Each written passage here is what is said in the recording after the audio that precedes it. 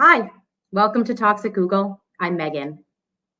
Hope Edelman is the author of 8 nonfiction books, including the bestsellers Motherless Daughters and Motherless Mothers, and the memoir The Possibility of Everything. Her original essays have appeared in many anthologies, including The Bitch in the House, Behind the Bedroom Door, and Goodbye to All That. Her work has received a New York Times Notable Book of the Year designation and a Pushcart Prize for Creative Nonfiction. The recipient of the 2020 Community Educator Award for the Association for Death Education and Counseling, she's also certified as a Martha Beck Certified Life Coach and facilitates motherless daughters retreats and workshops all over the world. She lives and works in Los Angeles and Iowa City. Today, we're here to discuss Hope's new book, The Aftergrief, Finding Your Way Along the Long Arc of Loss. Please welcome Hope Edelman. Hi, Megan. Hi, Hope. Hi, Megan. Good to see you. Good to see you too. Thank you so much for being here. October 10th was the World Health Organization's Global Health Mental Awareness Day. And here at Google, we work all month long to raise awareness for mental health. So we're so happy you're here as the capstone to our programming. Just a quick note to the audience, feel free to leave questions in the live chat and we will get to those in a bit.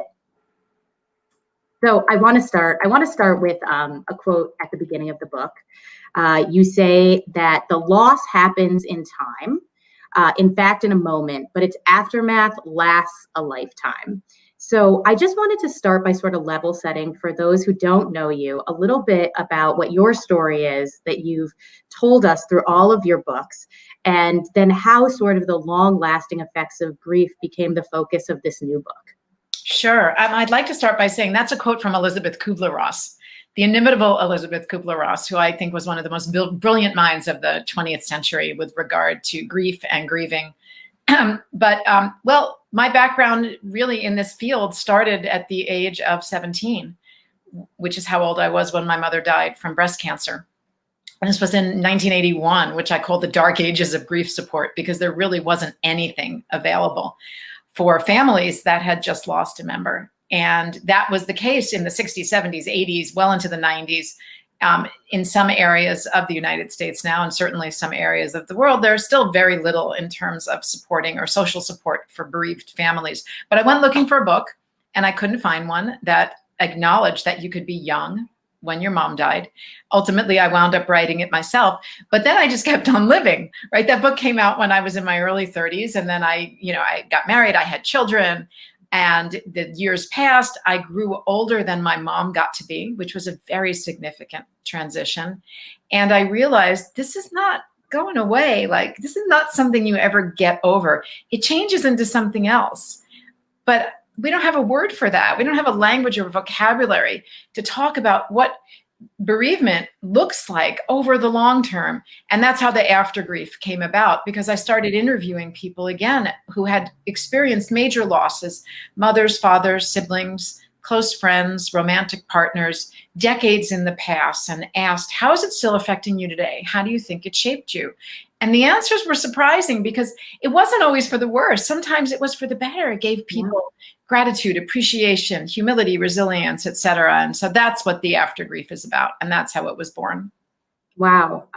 I think that's so great, because it is such a continuation of your work. So how did you actually go about defining aftergrief, or as sometimes you refer to it, the long tail of grief? Right. Well, I think of grief as a very good descriptor for what we experience right after someone dies. And that means the shock, the numbness, the horror, the sleeplessness, the restlessness, all of the acute symptoms that we think of when we think of someone who is in grief. But that starts diminishing over time. And people say to me, how long should it last? And there's no one size fits all answer. It depends on so many factors. But, ballpark, 6 months to 2 years, depending on the relationship and how they died and your temperament, et cetera, et cetera. But after that point, we start feeling like, okay, I feel like myself again. I'm getting back to optimal functioning. I'm laughing again. I can experience moments of joy, but I still really miss this person. And from time to time, I really miss this person. You know, I have what's called an upswell or a surge or a spike in grief. And then, you know, for a couple minutes or a couple days, I might feel really sad again. And then, you know, it recedes. And that's kind of the ebb and flow, or the expansion and contraction that can last the rest of our lives. So what was the name for what starts, you know, once the acute phases of grief end and extend for the rest of our life? We didn't have a vocabulary for it. And that's where the term aftergrief came from, or developed. I thought, let's name it. Let's give it a term that we can all use and have a shared vocabulary and say, okay, in the aftergrief, this is how it works, or this is what happens, or this is how people typically feel. I think that's great, because it is a long road and it's a forever road. And it does, like you said, it's like a heartbeat. It comes in and out. But I think one of the things that was that really struck me was when, you know, you say people do expect you, instead of having an aftergrief, to just get over it. Like there is some sort of sharp ending point. And so what does that even mean? You know, when people say, you know, you should be over it, is that even possible? Why is that the cultural expectation? That's such a good question. And it's why the introduction to this book is called Getting Over It, because we really need to get past that you know, that model of thinking. That's old stuff. You know, that comes from the beginning of the 20th century, when a couple things happened at once. Historically, chapter 1 is all about that. But I mean, just like in 2 sentences, it was World War I and mass carnage, Sigmund Freud and the psychoanalysts, and a very influential paper he wrote in 1917, the Spanish flu pandemic of 1918-19, which is right in this big 100-year cycle right now, and the women's suffrage movement and women's liberation movement all occurred at the same time. And the Victorian mourning rituals, which were very elaborate and acknowledged that adjusting to loss takes a lot of time, contracted, and some of them were abandoned, mostly because so many people died all at once. And so for the rest of the 20th century, we were watching, with modernism as well, this idea that grief is linear, it's progressive, it's sequential, and this culminated in the 5 stages of grief, which were adapted from Elizabeth Kubler-Ross's work. She never said grief happens in 5 stages and you have to go through them one by one, ever. But that's sort of how they were co-opted by the culture. And so we started thinking, well, we go through these steps and we reach a place of acceptance, and then we're done. And, you know, we let go, this idea of letting go, of breaking bonds to our loved ones. But therapists started noticing around, you know, like 1980s, 1990s, that the people who were trying to let go were in, you know, the mourners were in real states of distress, because they didn't want to let go of people they loved. Why would they want to let go of them? Of people who had been important to them, or, you know, were formative. They were looking for ways to stay connected, and the culture wasn't giving them very good models for that. So there was a big shift, like in the mid to late 90s, in grief thinking and theory and practice, certainly in academia and in psychology and in therapy, but it's taking a while to filter down to the public for us to understand, oh no, we don't have to let go or get over the death of someone that we love. We need to find new ways to stay connected and carry them forward with us. And right now that happens, you know, on an individual basis. But I think we're becoming more literate about understanding how important this is for our own comfort, you know, for our own growth, for our own development. And this book is really a lot about that. How do we do that? How do we do that in ways that are nourishing and empowering, rather in ways that are weakening or just make us feel sad all the time? And you're not a psychologist. I always thought you might have had a therapy background. You're a writer. You're a writer through and through. That's true. But you do a lot of research. And so one of the things that I'm always amazed about in all of your books, and it continues in this book as well, is you did extensive research. You talked to a lot of people.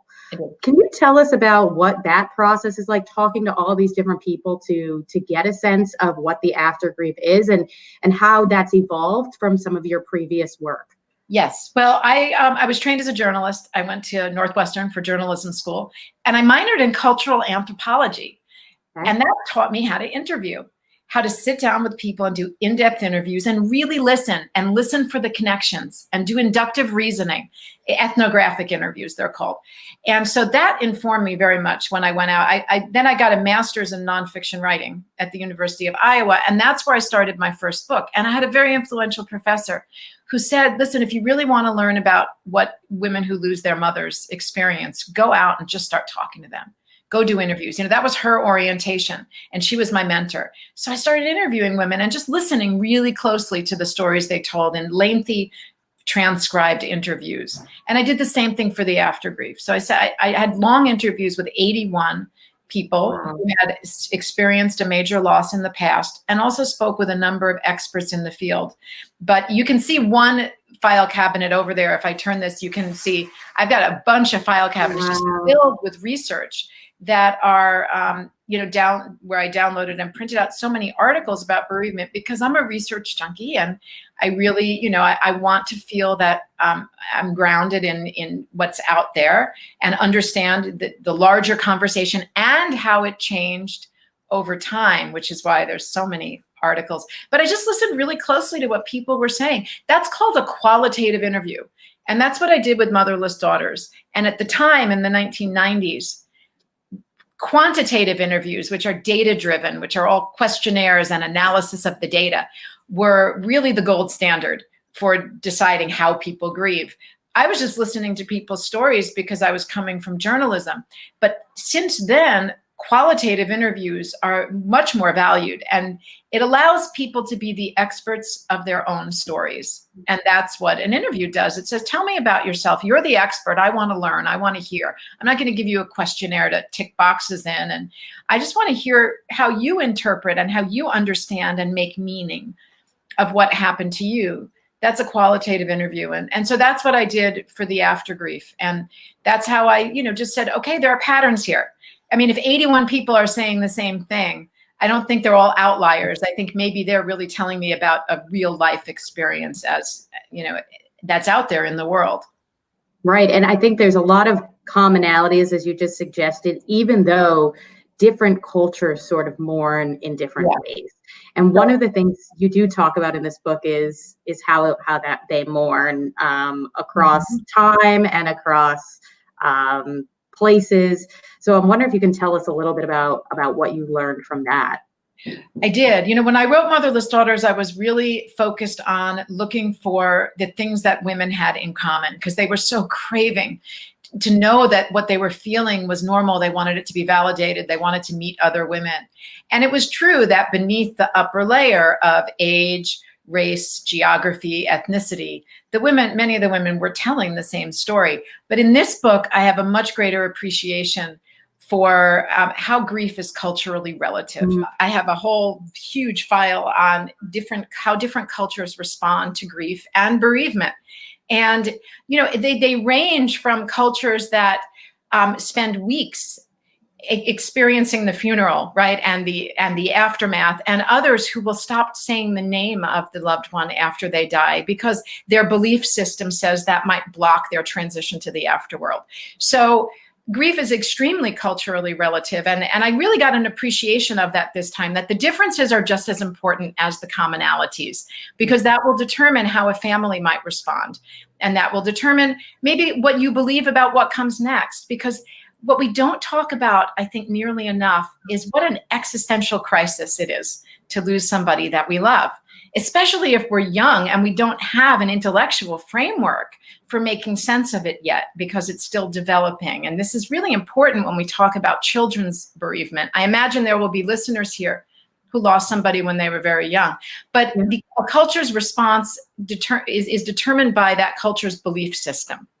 And so what your religion believes, what your ethnicity believes, what your geographical area believes, because even in the United States, we're so heterogeneous. The people who live in the South have different mourning practices than people perhaps in the Pacific Northwest, for example. Right. And speaking of that, there are also personality types that probably are more grief prone, right? You talk a little bit about it in the book, and I don't know if that's male, female, or age, or just certain circumstances, but you do talk about some exceptions as well. So can you tell us a little bit about how different personality types are, how they process grief and loss. Yeah. Well, there's something called a grief-prone personality, which is someone who's just more highly attuned to certain emotions, for example, or maybe can go a little deeper into sorrow, or maybe is predisposed to anxiety or depression and will respond differently to bereavement. And we can see that even within families. I work with a lot of families and individuals in my coaching clients, in my coaching practice, who talk about their families. And we see that among siblings. Siblings have different temperaments. Yeah. And so even though they might lose the same family member, their responses tend to be very different. And that can be because of their personalities and their temperaments and just the way that they like to communicate or respond. And also, very, very important, there is a male pattern of grieving and a female pattern of grieving. I see this in families, where there's a brother and a sister, and they've maybe lost the same parent or the same sibling or the same grandparent, but they're going to respond in very different ways. And the girls, or the female pattern, I should say, because some men will grieve in a feminine approach and some women will have a more masculine approach to bereavement. But women tend to emote, to show their emotions, to reach out, to connect with other people, to want to talk about it. And the male pattern is to grieve through action, through doing, through even taking steps to honor the one who's died. That could be anything from building something to solving a problem. It's why, for example, in some cultures, like one that I studied was a certain Hindu culture, where after somebody dies, particularly, let's say it's the head of household, the male who dies, the men are responsible for taking care of all the cremation and the funerary aspects of the death. The women go into one room in the house that's been designated for mourning, and other women of the community come in and help them express their grief through crying, through wailing, through hitting things. And so the women are being asked to grieve in that very, externalized way, whereas the men are given tasks to complete to work through their grief. Wow. It is so interesting. And I think we can all learn from, and maybe sometimes take parts of these cultures into the way that we process. And sometimes it's really helpful because we sometimes get trapped in our own systems that we know so well.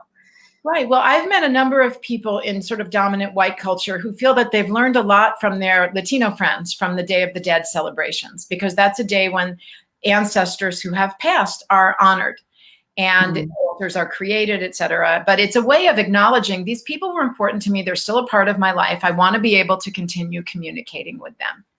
And one thing I love is, speaking of that, is just personal stories. Sometimes you share about how you've kept your mother in your life. Mm-hmm. I know you said, I think you put flowers in your home so that they're a daily reminder. But I don't know if there's anything else you want to share about, your mother or your father and how you keep them alive for yourself. Right. And how I try to continue honoring them. Well, my mother was a very altruistic personality. And so I infuse that in all the work that I do. I try in so many ways to be of service to other people. She really raised her children to understand that we live in an interconnected web. And we need to value those connections, and we need to reach out to other people in that web however we can and whenever we can. But you're right, I put daylilies in the vase that they got for their wedding in 1960. It sits on my dining room table, and every week I try to put fresh flowers in there. Their wedding picture hangs on a wall, that I pass on the way to my kitchen, and I look at them, and so I get to think of them every day. The book opens with where I talk about how my sister has a picture of my mom in her kitchen, because a psychic told her once, or a medium told her once, that my mom was living in this corner of her kitchen. And we thought, why not? Right? Well, how do we know yes or no? So she put a picture of my mom in her kitchen, and I hang out there sometimes when I'm in her house and just, feel like I'm in my mom's presence and talk to her or think, out loud to her. And I just try to live by the values that they instilled in me. Because I had my mom for 17 years. I had my dad till I was 40. Yeah. So I knew them well enough. It's harder if you're much younger when the person dies. Then you have to sort of get a sense of who they were through other people's stories or through imagination. It's still possible, but it's a little trickier. I did go to a medium after my mother died to try to connect with her. So I did anything I possibly could. So I totally, I love that that is something that you incorporated because you just don't know. And so that resonated with me Did as it well. work? Did it work, Megan? Did you feel like there was any connection? Yeah, I did, and again, I think what you're talking about is it's all about how we construct that story ourselves and just wanting to find all sorts of ways. I've looked at a lot of materials and pictures and so forth. And so, no matter what age we are, I think we do anything we can to sort of keep that connection in our lives. Of course, we love that person. They're important to us. They're a part of us. And when we're talking about a parent, I mean, we are carrying half of our DNA comes from them. I mean, that's a powerful, if it's our birth parent. If it's not our birth parent, then, we're carrying all the values that they instilled in us and years of experience and history. I don't think it's possible to let go of that, to be honest. I think it was actually a real disservice to a culture to imply or tell people you need to let go. I read now articles that were written, in the bereavement field in the 1970s and the 1980s by therapists and psychologists and psychiatrists who have case studies where they talk about how their clients are unable to let go of their loved ones after death. And I think, wow, there were decades of that messaging where we were told that's what we were supposed to do. And if we didn't do it, it was pathologized. And I'm so relieved that now we can talk about ways to try to stay connected and carry them forward with us as a presence rather than an absence. I love that. And so I'm going to turn now to, I think, a question that's been on a lot of people's minds and that you actually do address head on in the book, because it's so timely. So, there is a lot of loss going on in the world right now with COVID. You do talk about this in the epilogue. How did that factor into this book when you were writing it? I mean, obviously it was the tail end, but you do bring it in. Yeah, well, I was really, we were all in this year and have been and still are immersed in an experience of collective grief. Yeah. And my book deadline, I finished the book in June of this year. So from March through June, I was quarantined at home in Los Angeles finishing the book. And so it was very, very much on my mind. I was part of a task force of about 90 activists and academics and authors in the bereavement world, and we were meeting weekly on Zoom, and we were sharing what we were observing and what we were doing and trying to offer.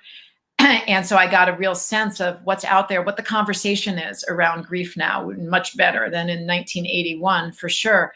But still, nobody really knew at first how to gain footing or traction, how to handle that our mourning practices were being eliminated again. The comforting and familiar rituals that we use to mourn our dead were being taken away just as they were in 1918-19 with the Spanish flu pandemic. It's in some ways a mirror image of what happened almost exactly 100 years ago when we couldn't gather for funerals or memorials or celebrations of life, where we couldn't be with our loved ones when they were dying.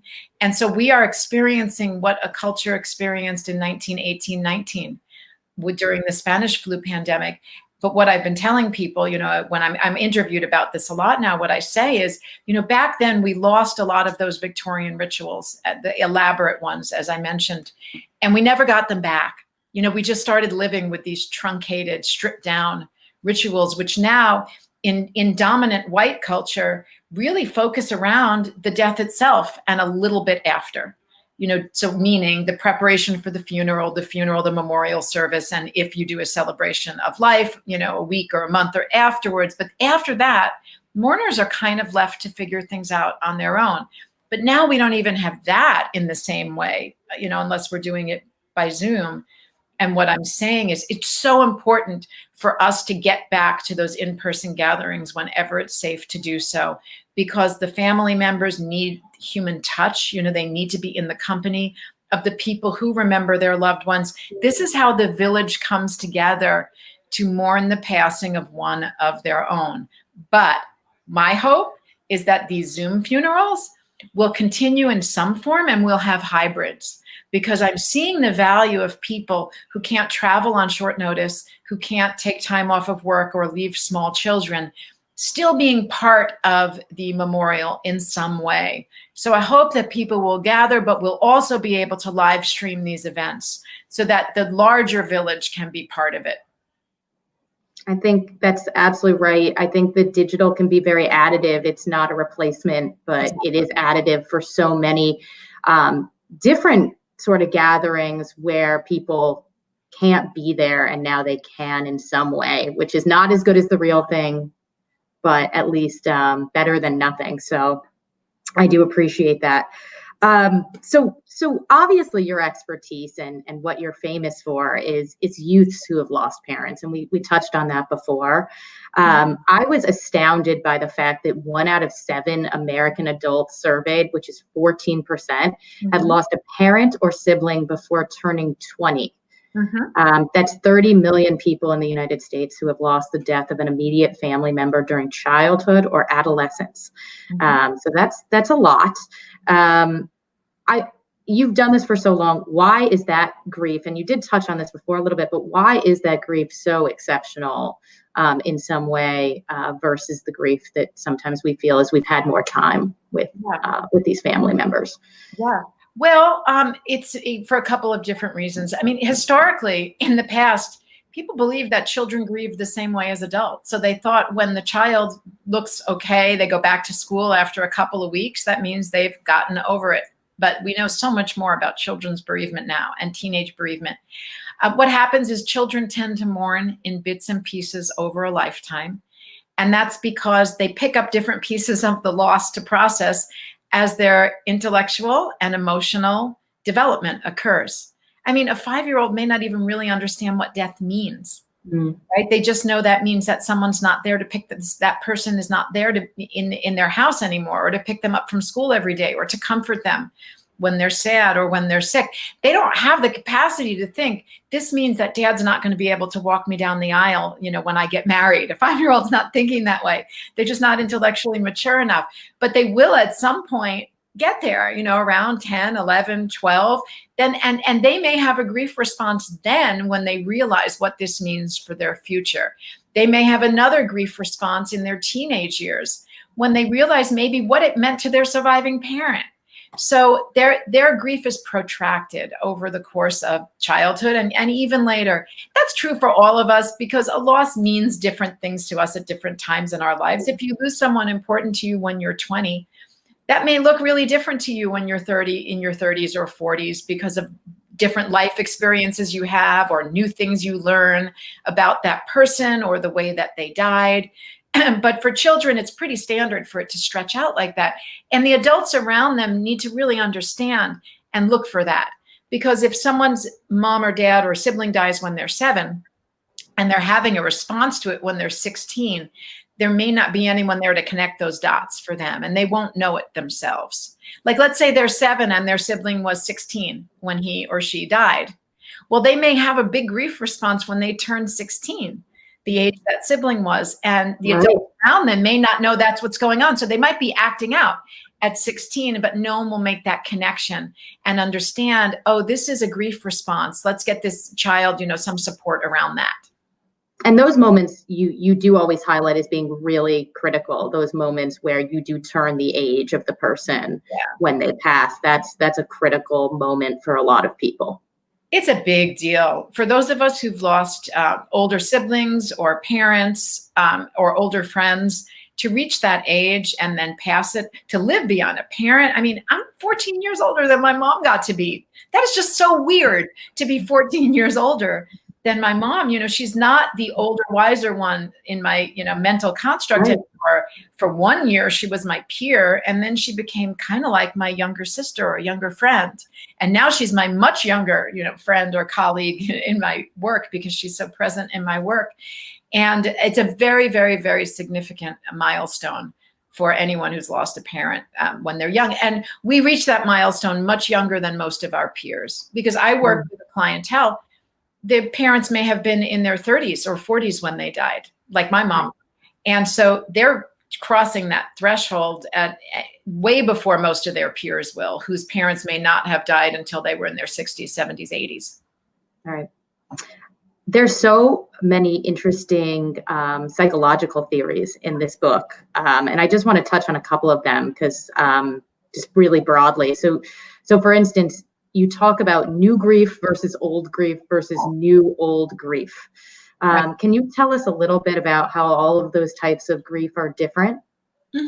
Yeah, those are terms that I developed just so that we had a vocabulary. So, and we didn't just call it all a grief response, for Right. example.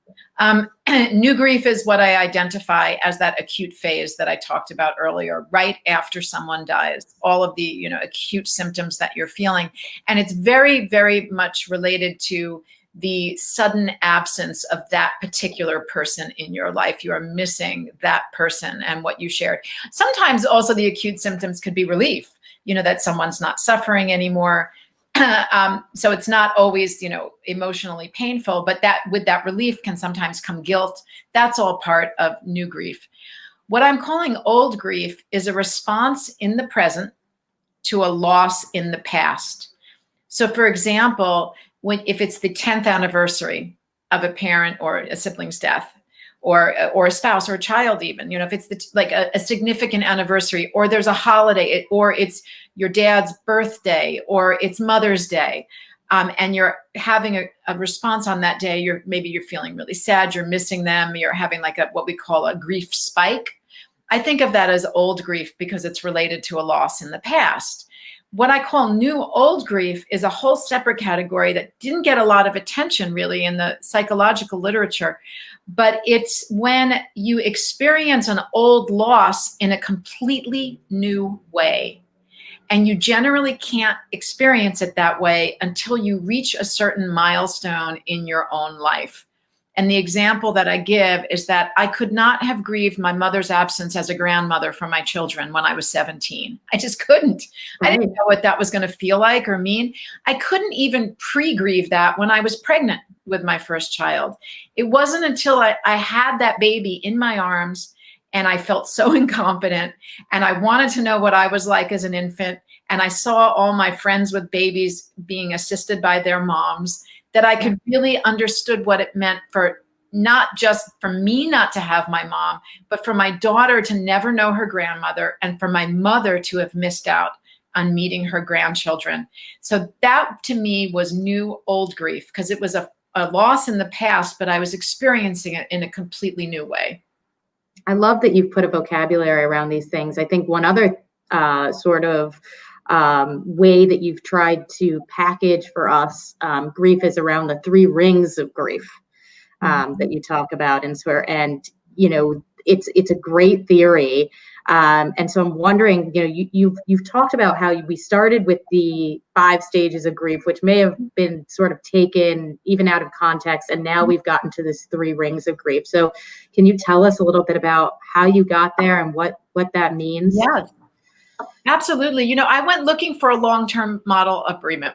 I thought, what does it look like 20 years later? Do we have any kind of graphic representation or any way of describing this? And there are some really excellent models of grief that are in chapter 6 that I replicated and talked about, but they're mostly for how to get through the first year or 2 after someone dies. What that looks like. There's one called the ball in the box. There's the 2-track model of bereavement, the dual process model of bereavement, all of that. But that's really about how people adjust in the short term. I couldn't find anything for the long term, so I just listened to the stories that people were telling me. And what they were telling me was that their grief started expanding, and then it would contract at one of those, surge moments. And then they would expand again, and they would feel a lighter, and then something would happen and they'd feel sad, and they'd sort of contract into themselves. And so I thought of it like the Target store logo, like a bullseye, where in the center, there's this tight little circle where we are when it really hurts and we're in emotional pain. And then we expand out kind of to this middle ring of just everyday life when we get back to optimal functioning. But I also influenced by post-traumatic post-traumatic growth. Right. I love that term.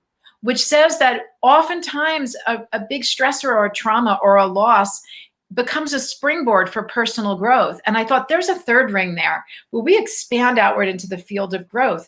And that's where we can feel knowledge and insight and wisdom and appreciation and gratitude, and put that to work in the world for ourselves, for our families, for other people.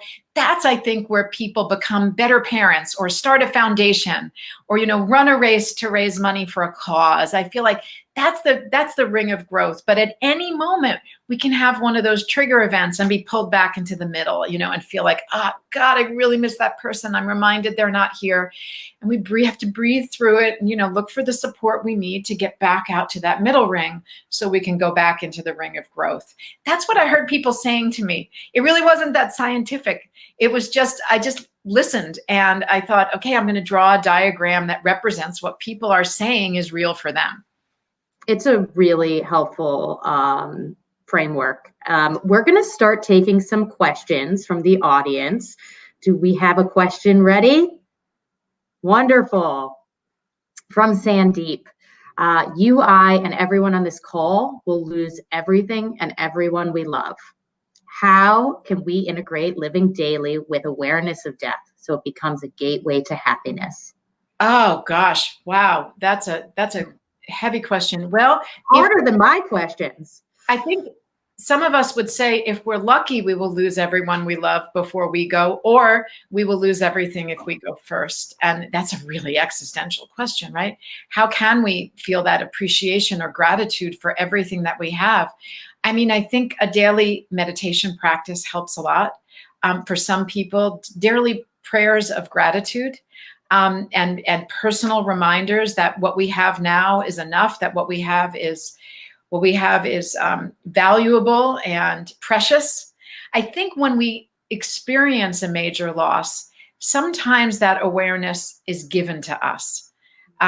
Most of the people that I talked with said having suffered a major loss helped them understand the value of human relationships, the preciousness, the fragility of life, that we are all just here hurtling through space on this planet together, and we're tiny little objects in a fragile world, and that we should really appreciate and make the most of the time that we have here. But how can we get there without experiencing a major loss? Wouldn't that be something wonderful for us all to feel that appreciation and gratitude? I think that's a really individual answer. I would be reluctant to create a one size, fits all kind of prescription. I would much rather hear how people do it and hear their descriptions of it, and then and share those and think, well, what works for me? What doesn't work for me? What rings true for me? Because I think that's going to be a very, very individual answer. But it's a terrific question, and I think it's one we should all be asking. And if we don't know the answer, I think it's important to be asking the right questions. And I think that's the right question to be asking, particularly at this time in history. Absolutely. And I think death can be a great teacher before or after it happens, and it does change you once it happens. And I think one of the things you talk about that I really resonates with me is finding meaning and purpose sort of out of loss. Do you have some suggestions about how people can do that? What I find, because I also teach writing and I help people tell their stories, is how important it is to periodically revisit the story that we're telling ourselves about a loss. Right. Because we'll make a certain meaning out of it at one time in our life. But I think that an arena for personal growth is the ability to go back and revisit the same details and see, do I see them differently now? What do I make of them now? How do they make sense to me now? Like, what kind of meaning do I draw from them now?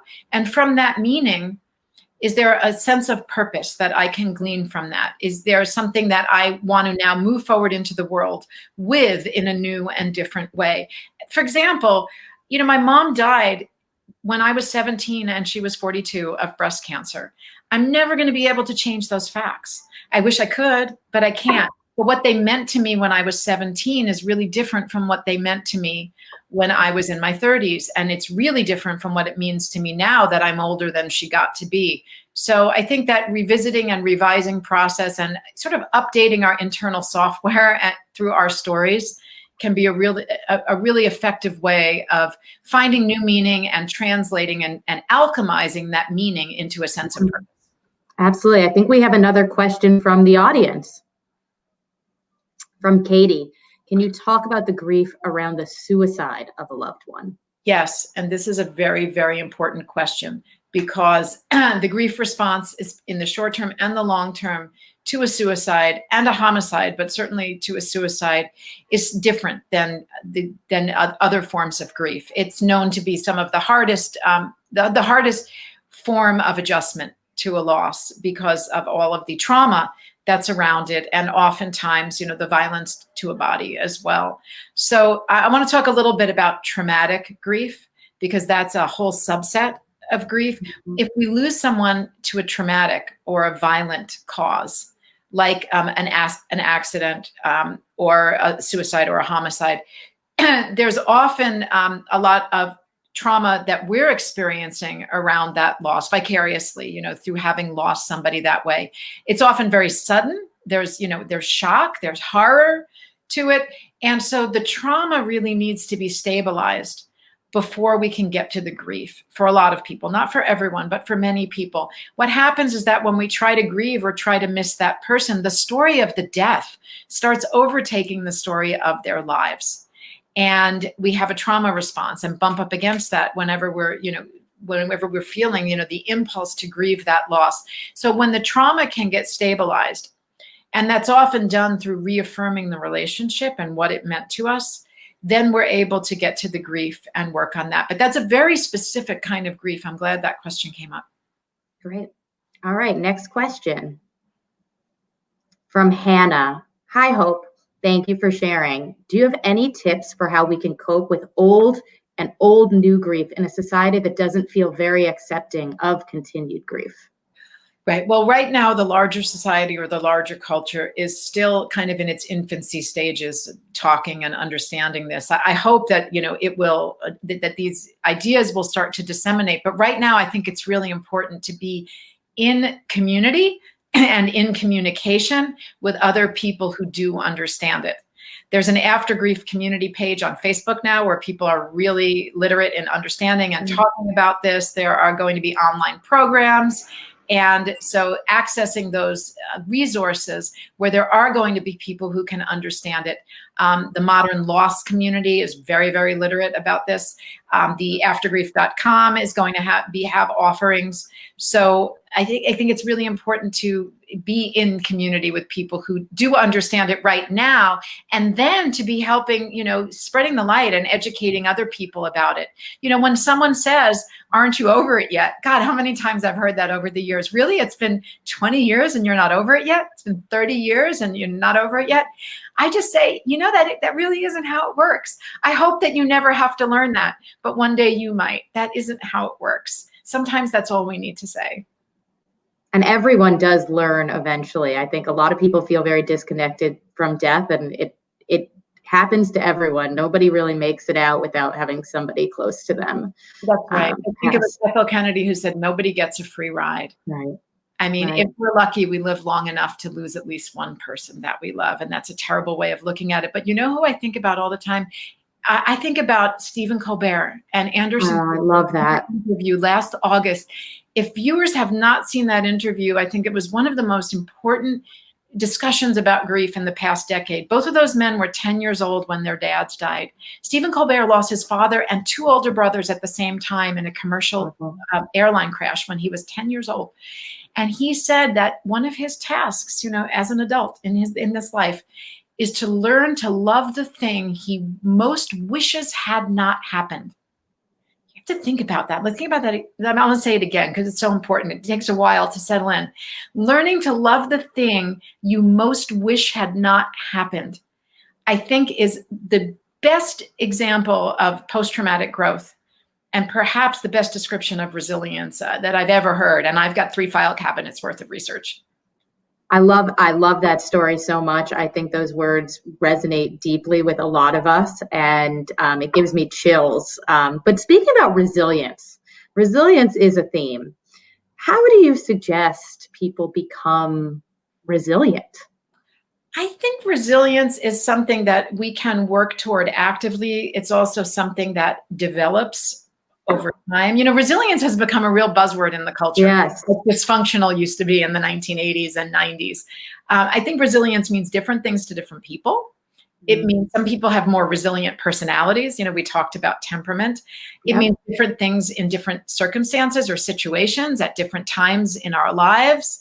But when I really listened to these 81 people that I interviewed, I thought, I think resilience means something really specific to this population. I think resilience is finding the faith and the hope to get up every morning and face a day knowing that random bad things can happen, and believing that if that's going to happen to you today again, you will manage to survive it. I think it's just that kind of inner faith in oneself's ability to manage hardship if it should happen again without warning. To me, that's resilience in this population. And most of the people, or many of the people that I've met in this demographic, do feel that they have achieved that. Wow. I do think, sometimes these losses do surprise us the first time we think we won't make it through. Right. And what's actually going to happen is this long road of after grief instead. But you do wake up and you have to move on. And I agree. I think once something like that happens to you, you have to become more resilient. And it's important to recognize we have choice in the after grief. In the acute grief phase, we may not feel like we have a lot of choice or agency over our response because it's so overwhelming. And if the news was sudden or it was a suicide, as the questioner revealed or talked about, we may not have a whole lot of control, right, or choice over how we are responding and how that loss is going to, affect us in the short term or affect our system in the short term. But over the long arc, we start having more choice. We have choice about what it's going to mean to us and what we're going to make of it, and what kind of purpose, right, we're going to develop as a result of it. We do have more agency, and that does give us a feeling of more control or empowerment. We have choice over whether we're going to find a community of people to support us, or work with a therapist if we have the resources for that, or join or go to a bereavement center. We can start making choices about how it's going to affect us, and then how we are going to show up in the world as someone who has had this loss in the past. That's great advice. Okay, how about another question from the audience? From Haley. My dad is currently suffering from dementia. Do you have any thoughts on how to deal with losing someone before they pass? That's called anticipatory grief. And when we know that somebody is going to die, there is a process that we can start going through where we feel like, and I'm loath to use the term letting go, but I think we start releasing some of the attachments to our assumptions about the future, right? We may have thought, oh, my dad will be here, for this future event. And then we start having to let go of the belief or the hope that that will happen, right? But dementia is different because we start losing somebody before they actually go physically. So we are letting go, or we are watching them move away from their connection to us in the present. We will always have, those memories. We will have those memories of the past. But that anticipatory grief is something real, and it's painful. It does sometimes, I don't want to say necessarily easier, but when they actually do physically die, sometimes then we're able to feel a bit of relief or resignation, perhaps is the right word, that is happening because we have had a chance to start emotionally preparing for it. But I will say we shouldn't ever fool ourselves into believing that that means that their death is going to be an easy transition for us, because even if there's a long ramp up to that moment, the finality of it is still something that we often feel and that needs to be honored and that we should be ready for. Great. All right. How about our next question? From Syrian. Would love to hear your thoughts, research on grief for those we've had difficult relationships with in our lives, how hard this can be to navigate in the grieving process. These are such smart, good questions. Yes, because a lot of the work I do tends to assume that we had good, close relationships with the people who died, and we're going to be really sad about losing them. But sometimes we have ambivalent relationships, and sometimes we're losing someone that we were in relationships with that could even have been not just difficult, but even abusive. And under those circumstances, it's not recommended that we find ways to stay connected, maybe to someone who was not good to us or even abusive.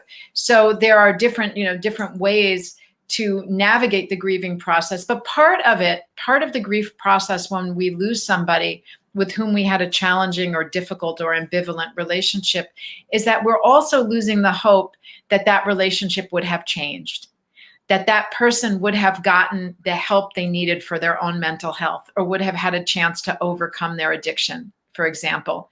So we're also grieving what could have been but never was and never will be, in addition to the loss of whatever that relationship might have given us if it was something good.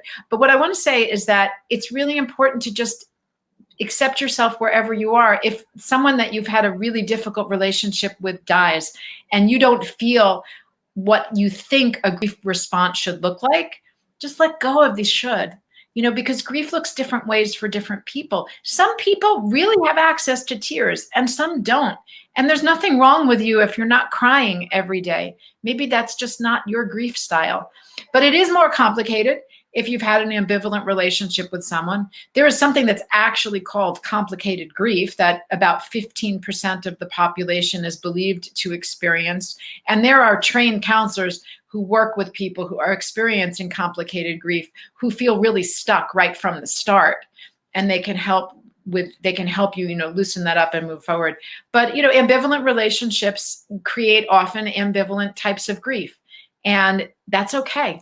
That's okay. Just meet yourself, be kind to yourself where you are, because you just have more to work through in the long term in terms of dashed hopes for the future. I think we lost Megan. Megan froze, and I think we lost her. But if there are any comments, let me see if I can pick up and answer some of the questions myself. Let's see. Is it normal to get so affected on those anniversary dates, despite it being 11 years on? That's from Carolina. Yes, actually, it is. That's the heart of old grief. We see that a lot I see it a lot in my practice, but I think, it depends also. Sometimes there are certain anniversaries that are more significant than others. There might be a round number that feels like it has more weight, like 10 years or 20 years, for example. But anyone who says it's 11 years out, shouldn't you be over it yet? No, because 11 years later, the grief may have a different meaning to you than it had before. And I find that I don't like to use the word normal. I use the word normative. Normative means that that's what the majority experiences. And there are always going to be outliers because grief is so individual, but normal means, I think, normative. What do most people experience? And I'll tell you that most people do experience those kinds of grief spikes. I mean, my mom died 39 years ago, and sometimes there will be a Mother's Day that's harder for me than others. It doesn't mean I'm not over it yet. I don't think so. I think it just means that I'm further along on this long arc of grief. Can I talk? Here's a question here from Rakesh. Can you talk about regret, guilt around a loved one's death, around medical decisions that could have been done better? I think I would need to know more about the circumstances of that, Rakesh. If it was medical decisions that could have been performed better by the medical community or by the family in terms of making decisions. I will say that, sometimes we engage in regret or guilt when we are in what's called the story development phase. This is a real thing in social psychology. After somebody dies, we try to piece together what just happened to make sense of it in a way that's going to feel emotionally and intellectually complete so we can carry it forward. It's actually called the story development phase. And often in there, we're sifting through all of the facts. And it may take a while if medical decisions weren't performed in a way that led to the outcome that we hoped for or wanted, or even if malpractice was involved, for us to create a story that makes sense to us that we feel we can live with. And that's when regret and guilt often come up. So working with someone or talking to someone or confiding in someone who can listen to you, who can provide feedback, who can actively listen without trying to fix your story for you, but help you come to an understanding of what happened, even if it's an incomplete story, even if it's a story with an ending that you didn't like. It's important that you create a story that's comfortable to you moving forward. And that's when we're working through some of the regret and guilt. Here's a question. How do I go through my own grief response or process in a way that doesn't project these feelings onto my children. I want their grief to be their own, and I want to be open and honest with my grief. I wonder, that question is answered differently depending on how old the children are, because it's real important to try to get an understanding of how much your children can understand at a certain age. But going through your own grief in a way that doesn't project the feelings onto the children, meaning if you're really sad or you're crying a lot and you don't want the kids to see it, on the one hand, I think it's important for kids to see us cry when we're sad, because crying or expressing our emotions models for them that it's okay to feel that way when someone dies in the future. But we want to do that in a way that doesn't make them feel threatened or scared or disoriented and feel that we're not there to take care of them. So I think we want to do it in moderation and have some balance. Like, let them see that when someone dies, it's appropriate to be sad, so that they know in the future it's okay to have those feelings. But I think it's important for us to have the adults in our support system that we can go to when we really need to externalize, so that the kids aren't feeling that we're not capable of being there for them, so it doesn't threaten their own security. When my dad died, my children were 3 and 7, and they don't have a lot of memories of being with him at the end of his life, but they remember that they remember seeing me cry. So that really did have a big impression on them. But you can revisit. It's not a one and done thing with your kids. And we're not going to be perfect. Grief is messy. It's okay if you make what you feel like are mistakes with your kids. You can go back and revisit it with them later. I talk with my kids now. They're 18 and 23. And now I can talk with them about, remember when Grandpa died? Let's talk about how it felt to see me cry. And so we can work through it later. It's not going to be a trauma that they carry with them their whole lives if you're sensitive about revisiting it with them and talking with them about it more. Hi. We are so happy that you are here with us today. We can't thank you enough. I want to encourage everyone to go out and buy the Aftergrief from Hope. You give us hope, and it's available at Google Play Books and wherever books are sold. And please check out all of Hope's resources. She has amazing tips, resources, books, workshops, and we are so grateful for you taking the time to be here with us today. Thank you, Megan, and thank you to everyone in the comments. These were terrific questions. I hope that I answered them sufficiently, and thank you to everyone at Google for this opportunity.